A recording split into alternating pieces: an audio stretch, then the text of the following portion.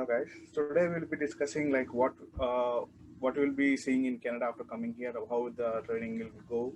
We'll start with the basic requirements. Okay, so for the Canada here in Canada here, like we don't have any age restrictions to start the training here. Like you can start your training at 50, and the retirement age depends on the airlines you work for, like 60 to 70 usually.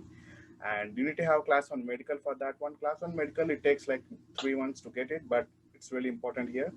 So I advise you get your class one medical from India, get tested in India itself. And yeah, you need IELTS score 6 because for the visa process we need IELTS. You'll be having that discussion with the Leha when you approach for what you call admissions. And maths and physics are important in aviation actually. So the basic requirement is like 10 plus 2. And yeah, and coming to the training in Canada, you'll be starting with the familiarization flight actually. So when you enroll in the school here, you'll be starting with the familiarization flight. From there, you'll start your training. You're flying and your ground school goes parallel, okay? So you'll start with your ground subjects. We have navigation, air law, meteorology, and general knowledge. General knowledge, it comes with engine and theory of flights and everything actually. So that's a really good topic. And yeah, and you're flying, you'll be having your ground sessions with your instructor. You'll start with student pilot permit. It takes like, they have one small exam called P star. Once you clear that one, it's an easy exam actually. So once you clear that one, you'll be having your student pilot permit, and you can fly solo after that one. So you can basically start your training. So if you have your medical, you can start flying immediately. So that's why I advise you to take your medical from India itself.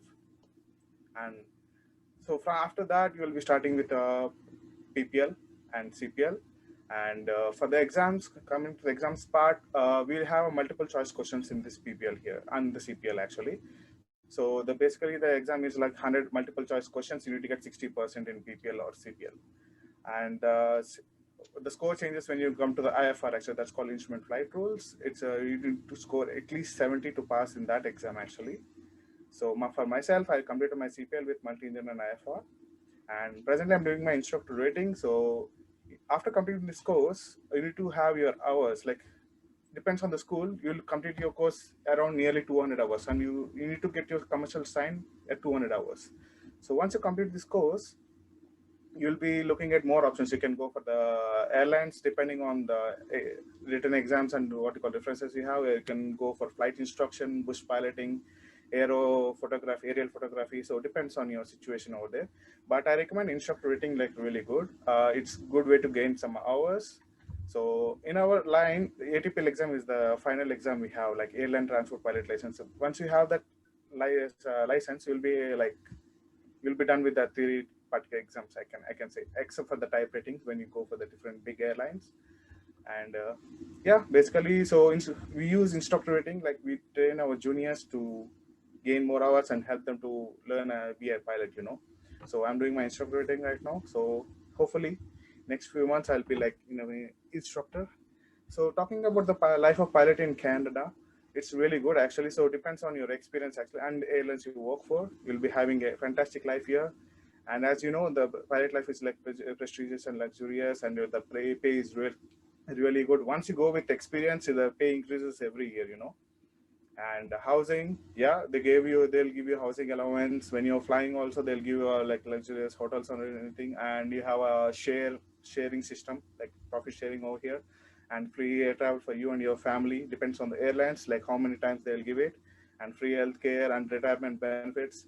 The In Canada, they'll take care of everything, and it's not like rest of the world. So some of the countries, they don't care about that much. They just let the pilots fly and just they leave after them. But Canada takes up his care of his residents. Really good. So coming to the fee and salary here, you can see here like different airlines and different salary scenarios. So once you gain your hours and when you enter the airlines as a first officer, you'll be looking at these amounts actually. So it gets better on with experience. So from here, I can give my session to Abhi. He can teach us more about this admission process over here. Hey, thanks a lot, Prithvi and Shahul, for all the knowledge. It was very elaborate, very detailed. We really appreciate your knowledge here. So, yeah, as Prithvi was outlining, the salary of first officer or a captain varies on your experience as you go forward. And yeah, the final stage one would achieve as part of training would be airline transport pilot license. I would also like to reiterate Shahul's point there, saying license needs to be upgraded. Like with this is more like called as type rating. It will be based on the aircraft you fly. If you're driving, for example, as Shahul pointed out, if you're driving a two-wheeler, you cannot drive a four-wheeler with the same license, right? It needs to be upgraded as per the vehicle gets upgraded, right? And then, okay, coming back to the fees part, in North America, we are looking at an expenditure of 50 to 60 lakh rupee.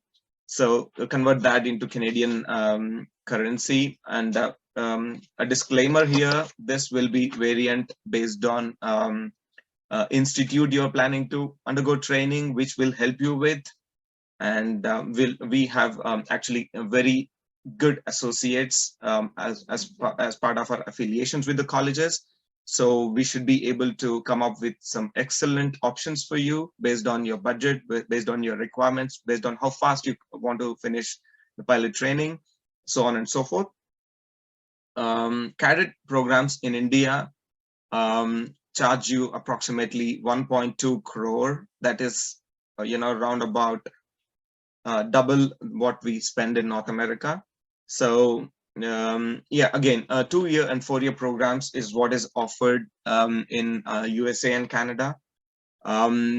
So if you opt to go for a university degree, then it is more like a 4-year program for aviation technology, aviation management, or something like that. The program sounds, whereas 2-year is primarily with flight schools.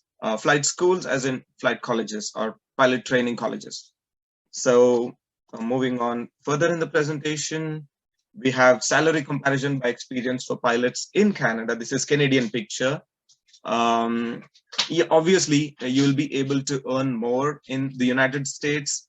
But if you want to live or settle down or work in United States, you cannot. I mean, the preferred way is to do your pilot training in Canada. Number one, because it is a lot cheaper when compared to United States. Number two, the visa concerns are very less in Canada when compared to United States. In the United States, you'll be more worried about, will I be able to get my OPT or CPT once I finish my pilot training? Will I be able to get an H-1B? If I do not get a job, what happens next? So all these visa concerns will bother you a lot, whereas in Canada, you can simply focus on pilot training and nothing else. Okay, coming to the why